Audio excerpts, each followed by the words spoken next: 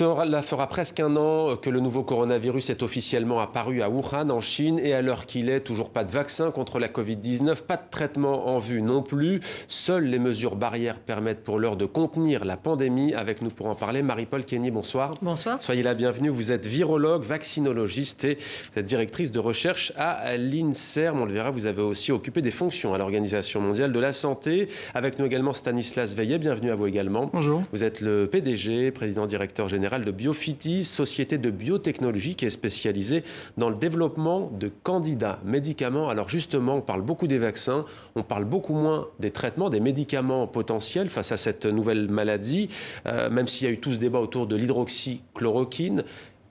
Quels médicaments cherchez-vous? Quel type de traitement et où en êtes-vous?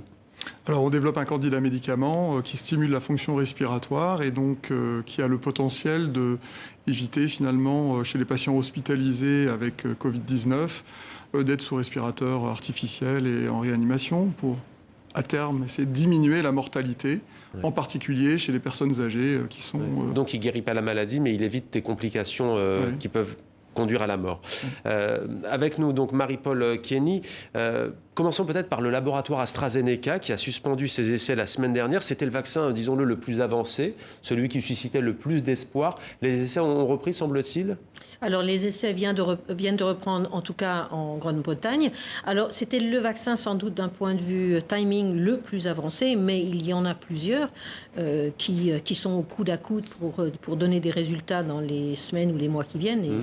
Et je ne dirais pas qu'il y en ait un qui est vraiment plus prometteur que l'autre. Alors, justement, on va voir comment ça fonctionne. On parle beaucoup des vaccins. C'est très difficile de mettre au point un vaccin. Alors, quelles sont les différentes étapes avant sa commercialisation et combien de temps faut-il en moyenne? Simon Recotier s'est penché sur ces questions. Regardez. En moyenne, la création d'un nouveau vaccin prend 7 à 10 ans. Mais dans le cas du Covid-19, les chercheurs du monde entier tentent de réaliser un exploit, réduire cette durée à 1 ou 2 ans. S'ils y parvenaient, ce serait une première. Mais plusieurs étapes sont incontournables. D'abord, la phase exploratoire. Les chercheurs doivent décortiquer le virus et trouver comment l'utiliser pour créer une réponse immunitaire. Un travail effectué dès l'apparition des premiers cas en Chine. L'identification du virus, son séquençage, puis sa culture, tout ça a été fait à partir de souches, de prélèvements humains. Donc on a prélevé des sécrétions respiratoires chez des sujets qui avaient un tableau clinique évocateur de cette maladie. Une fois le vaccin mis au point, démarre la phase de développement. Après des tests sur des animaux, la formule est injectée à des humains volontaires. Ces essais cliniques durent en temps normal au moins 6 ans et se déroulent en 3 étapes. D'abord sur quelques dizaines de personnes pour tester leur tolérance au vaccin, après quoi sur des centaines, puis des milliers de cobayes pour déterminer le dosage idéal, l'efficacité du produit et l'absence d'effets secondaires. Vient ensuite la phase d'enregistrement, durant laquelle le laboratoire dépose un dossier pour demander l'autorisation de mise sur le marché du vaccin. C'est aussi lors de cette étape que son prix est déterminé après négociation. S'il est bien sécurisé, s'il est bien efficace, on l'autorise sur le marché et on continue à le surveiller une fois qu'il est administré à grande échelle. Reste la phase de fabrication. De nombreuses usines sont déjà prêtes pour créer les 7 milliards de doses nécessaires. Jusqu'ici, aucun médicament n'a jamais été produit en si grand nombre. La plupart des scientifiques tablent au mieux sur un vaccin disponible au printemps 2021. Marie-Paul Kenny, franchement, un vaccin en 2021, c'est mission impossible, non? Non, c'est tout à fait. Alors, ce qu'on ne sait pas, c'est si les candidats vaccins, ce sont des candidats vaccins qui sont en cours de développement actuellement, vont être efficaces et s'ils le sont, dans quelle mesure? Mais s'ils sont efficaces, ils devraient être possibles au courant du début de l'année 2021. Donc on pourra administrer des vaccins dans 1 an? Dans moins de ça. Je crois que la projection serait de pouvoir disposer de vaccins au premier, deuxième trimestre de l'année prochaine. Ouais, mais ce serait du jamais vu, ce serait pour le coup un exploit. Du jamais vu, oui. Alors qu'on parle d'un virus difficile à cerner, qui mute, quelle est la difficulté d'ailleurs? Oui, mute, tous les virus mutent, ils mutent pas. Ce qu'on voit pour le moment dans les mutations, c'est qu'elles ne semblent pas changer ses caractéristiques principales. Donc un vaccin qui aurait été conçu sur les premières souches qui ont émergé à Wuhan, en fait, serait encore effectif contre les souches qui circulent maintenant. Donc ce virus qui est nouveau, où on apprend tous les jours, en fait, en fait, on a pu suivre les pistes qui avaient déjà été menées pour développer des vaccins contre d'autres pathogènes, et c'est ce qui a permis d'aller aussi vite. Ouais. Le virus de la grippe saisonnière, c'est un vaccin chaque année, c'est parce que le virus n'est jamais le même, c'est ça? Alors, il y a deux raisons. D'une part, parce que le virus évolue, et lui, il évolue vraiment beaucoup. Et d'autre part, c'est qu'en fait, la durée de protection avec le vaccin contre la grippe, en particulier, est très faible. Donc, on voit déjà au bout de 3 mois, on commence à avoir moins d'immunité. Et donc, c'est pour cela qu'il faut refaire une vaccination chaque année. Stanislas Veillet, vous espérez pouvoir débuter rapidement un essai clinique sur une molécule phare dans le traitement, c'est ça? Vous parliez d'insuffisance respiratoire associée au Covid-19. La question, elle est simple, celle que tout le monde se pose. Ça va coûter combien? Est-ce que ça va coûter comme le paracétamol, 2-3 euros la boîte, ou est-ce que ça va coûter beaucoup plus cher? Alors, c'est un candidat médicament à ce stade. Les études cliniques ont démarré, et c'est une étude clinique qui a démarré en Belgique, en France, aux États-Unis, au Brésil, de telle manière à suivre l'épidémie et pouvoir tester l'efficacité chez les patients. Donc, je dirais, si on regarde ce qui est fait avec les vaccins ou les candidats vaccins, pour l'instant, on administre ces vaccins à des volontaires qui ne sont pas encore malades. Et pour tester l'efficacité, on va attendre de voir quel est le pourcentage qui va être protégé quand ils deviennent malades. Là, l'objectif, c'est de protéger les patients malades hospitalisés et de réduire évidemment la mortalité. Puisque seul un pourcentage extrêmement faible, finalement, de la population développe des formes sévères de cette maladie. Maintenant, on le sait mieux. Vous n'avez pas travaillé avec l'hydroxychloroquine. Quel est votre avis à ce sujet? On ne va pas refaire encore une fois le débat. Non. Je vous vois sourire, mais c'est vrai, vous auriez pu vous dire, à la limite, vu qu'on en a et que c'est peu coûteux, se lancer sur cette piste. Alors, c'est un médicament, l'hydroxychloroquine, qui a été largement administré à des centaines de millions de personnes dans le monde. Voilà, mais ce n'était pas un médicament qui a été développé pour le traitement de Covid-19. Ouais. Donc, c'est tous les médicaments qui ont été testés dans la première vague épidémique, ce sont des médicaments qui ont été repositionnés pour traiter le Covid-19, mais qui n'ont pas été développés spécifiquement pour traiter cette maladie. Maintenant, ce qu'on voit arriver, ce sont des candidats médicaments qui sont développés pour traiter Covid-19, soit des antiviraux, soit des traitements comme le nôtre qui traitent les symptômes, en particulier l'inflammation ou la détresse respiratoire. Marie-Paul Kenny, le médicament peut-il arriver selon vous avant le vaccin? C'est plus simple si l'on peut le présenter comme ça? Alors, tout dépend de ce qu'on appelle arriver avant. Il y a des médicaments qui sont des médicaments qui ont été vraiment faits contre le Covid-19, comme ce médicament dont on parle. Oui. Il y a aussi ce qu'on appelle des anticorps monoclonaux qui sont déjà en cours de test, qui sont aussi des médicaments dont le système se base sur une neutralisation du virus chez la personne qui reçoit le médicament. C'est déjà en cours d'évaluation. Alors, on est dans un mouchoir de poche, on pourrait avoir des résultats à peu près au même moment. On va écouter tout à l'heure avec vous les vaccinosceptiques, je ne sais pas comment on les appelle, les anti-vaccins, dit-on parfois, en France, en Allemagne notamment. Mais d'abord, justement, tiens, le coût, c'est ça aussi qui alimente un peu la polémique. Il y a beaucoup d'agitation autour des vaccins, alors qu'on voit c'est très long, c'est très difficile. Est-ce que ce n'est pas aussi une bataille économique, et peut-être même, pour certains, avant tout une bataille économique que sanitaire? Alors il y a des deux, je ne vais pas dire le contraire. L'OMS en particulier a vraiment présenté, et le président Macron aussi, voulu présenter le vaccin comme un bien mondial commun, en disant ça doit être valable pour tout le monde.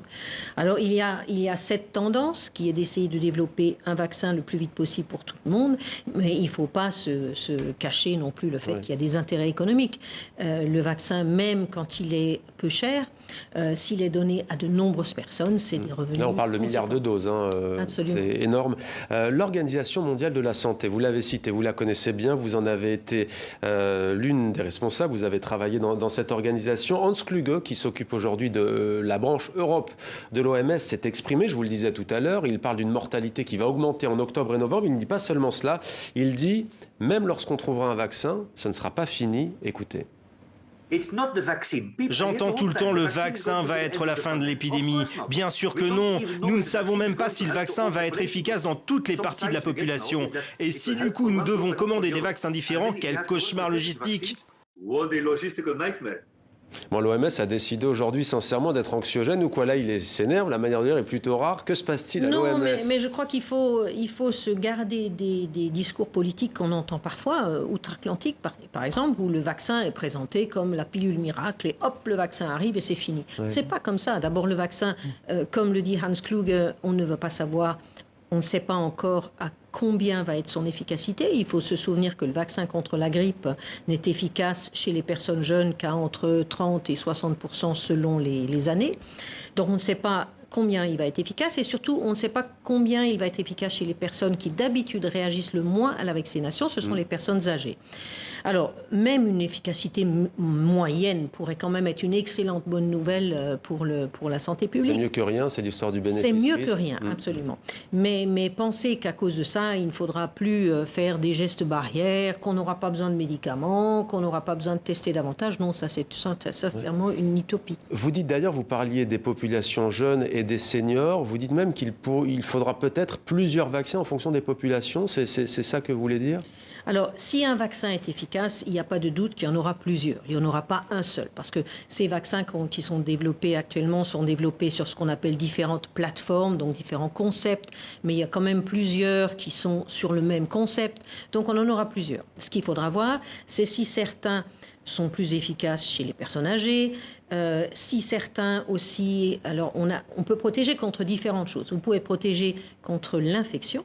Dans ce cas-là, les gens ne sont pas infectés, ils ne sont pas malades et ils ne transmettent pas, c'est clair.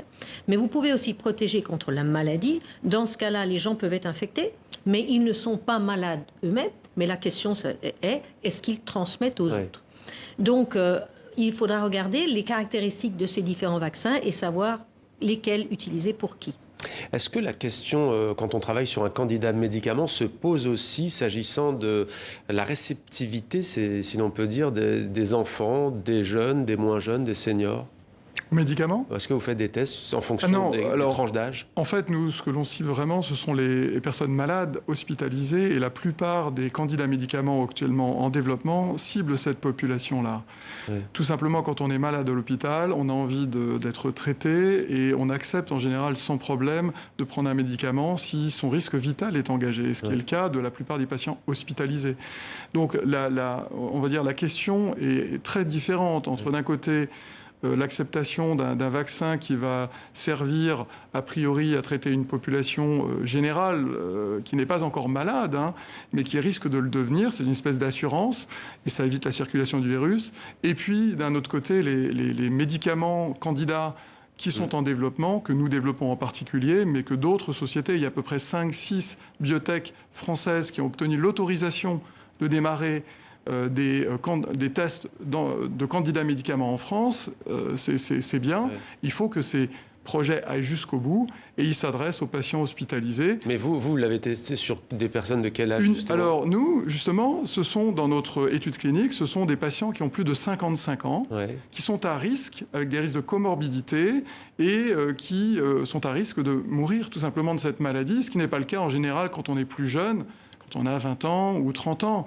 Donc le médicament, à mon avis, a sa place pour traiter cette population-là, avec ou sans vaccin. Les anti-vaccins, les vaccinosceptiques, on va s'intéresser maintenant. Vous dites qu'en France, 1/3 des Français sont sceptiques. Donc de toute façon, même s'il y a un vaccin, il y a un vrai travail à faire. Au point d'ailleurs, il me semble que le gouvernement français a dû rendre obligatoire les 11 vaccins pour les enfants, c'est ça ? Alors, le vaccinoscepticisme existe ailleurs qu'en France, mais la France est quand même un des champions du vaccinoscepticisme. Et c'est pour cette raison, effectivement, que les 11 vaccins contre les maladies de l'enfance, en fait, ont été rendus obligatoires en 2018. Alors, pourquoi n'est-ce pas nécessaire dans d'autres pays? On peut se poser la question. On voit par exemple dans les pays nordiques, il n'y a pas du tout le besoin de faire une obligation vaccinale. Les gens font naturellement vacciner leurs enfants. Alors on voit qu'il y a une évolution, disons, dans la même direction du vaccinoscepticisme et du scepticisme dans la science ou dans la confiance dans le gouvernement. C'est pour ça que la France et d'autres pays aussi est plus sceptique, parce que la confiance dans les mesures du gouvernement n'est pas au beau fixe. Alors comment faire? D'une part, il faut être transparent. Il faut dire aux gens ce qu'il en est. Il faut leur expliquer comment on fait un vaccin. Il faut aussi leur montrer que malgré l'urgence, il y a des garde-fous. On a bien vu que l'essai d'AstraZeneca a été arrêté. Ouais. Il a été mis en pause. Oui, c'est vrai, parce que souvent on dit théorie du complot. Il y a quand même des scandales sanitaires qu'il y a eu notamment en France. Absolument. Le sang contaminé, ça n'a bien entendu rien à voir. Mais on a beaucoup parlé, s'agissant des vaccins, comment on les appelle, les adjuvants, enfin ce qu'on ajoutait. Alors oui, alors ça va de la théorie du complot aussi. On voit par exemple que selon les pays, en fait les vaccins qui sont les mêmes, puisqu'ils sont fabriqués par des sociétés globalisées, hein, mais dans certains pays, la population est contre un vaccin particulier. Donc en Grande-Bretagne notamment, les gens étaient contre le vaccin contre la rougeole parce qu'ils pensaient que ça induisait de l'autisme. Mais ça n'induisait de l'autisme nulle part ailleurs qu'en Grande-Bretagne. Alors pour le vaccin avec les adjuvants, la France a été aussi l'adjuvant, l'aluminium, etc. Mais le problème médical n'était rencontré qu'en France et pas à l'étranger. Donc tout ceci fait partie d'une ambiance complotiste, en fait, qui met ces choses en exergue. Ce n'est pas dire que les vaccins sont 100% sans effets secondaires.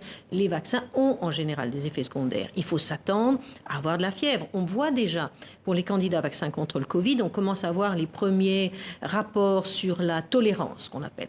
Eh bien, la plupart font de la fièvre, font mal au bras, font mal à la tête. Et ça, c'est classique. Après le vaccin de la grippe, certains disent aussi qu'ils sont KO pendant au moins plusieurs heures. Hein.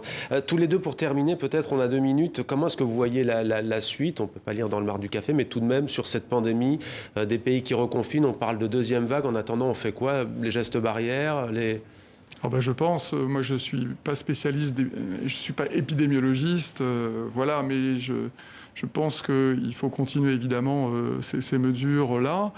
Et puis surtout, essayer de continuer l'effort qui a été débuté, de tester les candidats médicaments, les candidats vaccins, et que la France y contribue pour qu'elle puisse avoir accès finalement à ces vaccins ou ces médicaments quand ils seront disponibles, et que ce ne soit pas, je dirais, des données qui nous soient données par l'intermédiaire des États-Unis. Tester.